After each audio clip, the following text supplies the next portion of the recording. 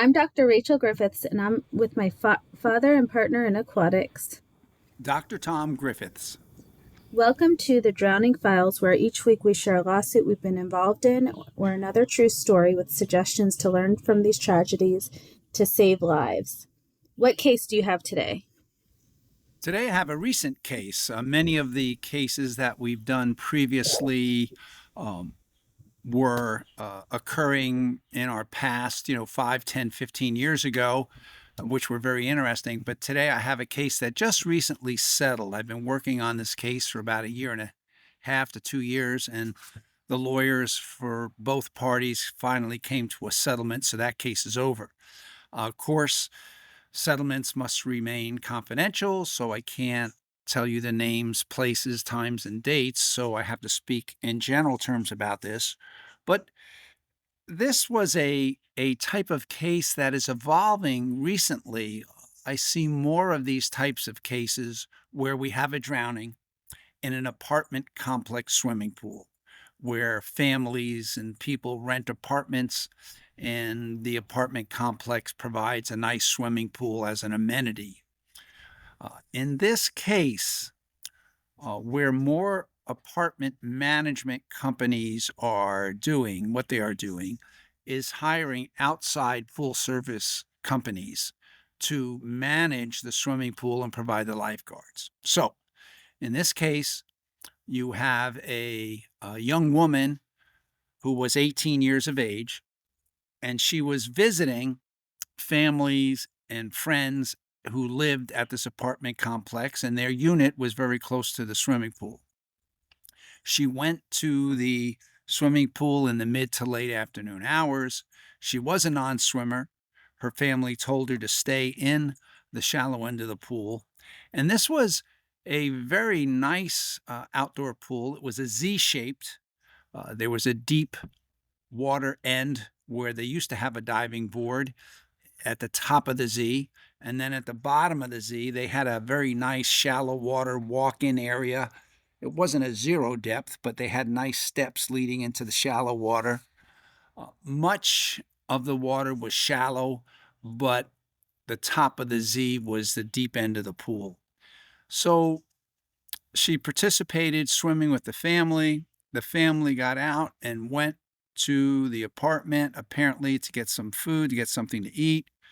This young lady went with the other members of the family to the apartment and then decided to go back to the pool. And strangely enough, this is the last time anyone saw this woman. Uh, the lifeguards on duty were notorious for not paying attention. They were reading, they were on their cell phones, they were in the pool with other members that were there. And so there was video evidence of them constantly not paying attention, not being rescue ready in elevated stations, not being appropriately dressed, so forth and so on. Now, this young lady was a guest of the renters in this apartment complex, and she was supposed to pay $10 for a wristband, but she did not. She just entered the pool, and the lifeguards knew that she didn't have a wristband, and so they said, listen, you have to purchase a wristband.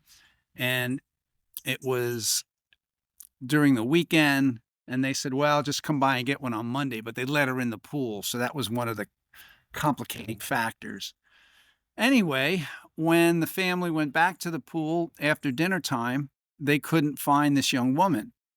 And they started searching around the pool, in the locker rooms, in the bathrooms, around the grounds, and they asked the lifeguards for help.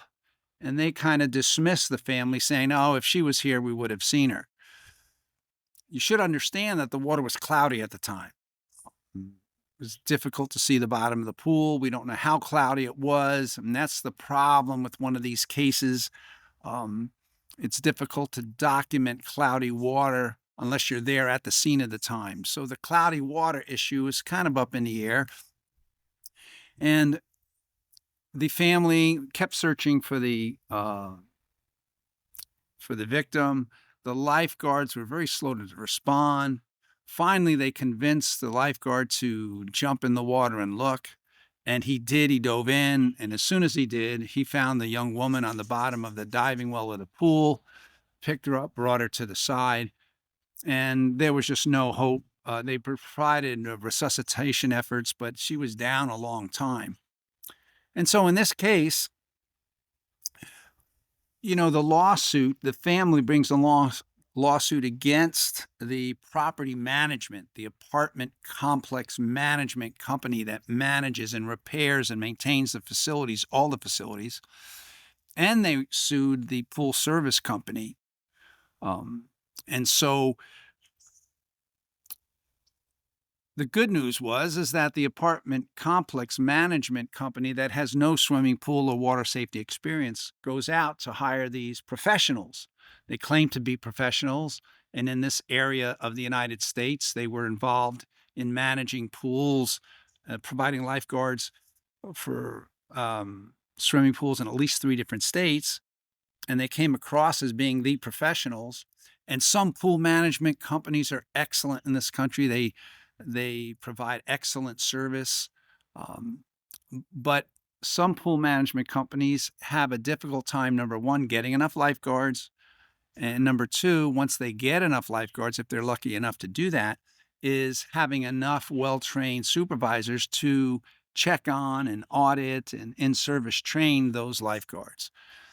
And so in this case, it was abundantly clear that the pool management company just couldn't keep up with the demands that lifeguarding requires, is supervising and checking on these guards and training them, and the lifeguards just weren't up to doing the job. And so there was a big settlement for the family. I don't know the amount. I don't know how much the apartment complex paid out. I don't know how much the swimming pool management company paid out, but apparently there was a large settlement for the family, and that's the case that I have for you today. So, lessons learned for people working at the pool and guests alike is to check the water first. If somebody's missing and there's any water around, you should always check the water first before checking locker rooms and other places. Also, it sounds like they had some rules like to wristband the people at the pool, but they weren't enforcing the rules. So, not just having the rules, but also enforcing them. Right. And for apartment complex owners and management teams that hire these companies, they have no idea how to safely guard a pool or what should be done, what is the standard of care. And I think in the future, it's a very good idea to hire these pool management companies, but somehow, some way, they have to make sure that they're getting what they paid for. There have to be some quality assurance in there for the water safety of the pool. I might add that many of these, like this one, many of these pool management companies really focus in on the operations, that is the chemicals and the filtration of the pool and the pumps and the filters and so forth. But many just provide the certified lifeguard and don't do what's required by the standard of care by supervising these lifeguards often and testing them and auditing them often. And so if they're not being mentored and monitored, these lifeguards just do what they want to do and they don't pay attention. And I think that was a big part of this case.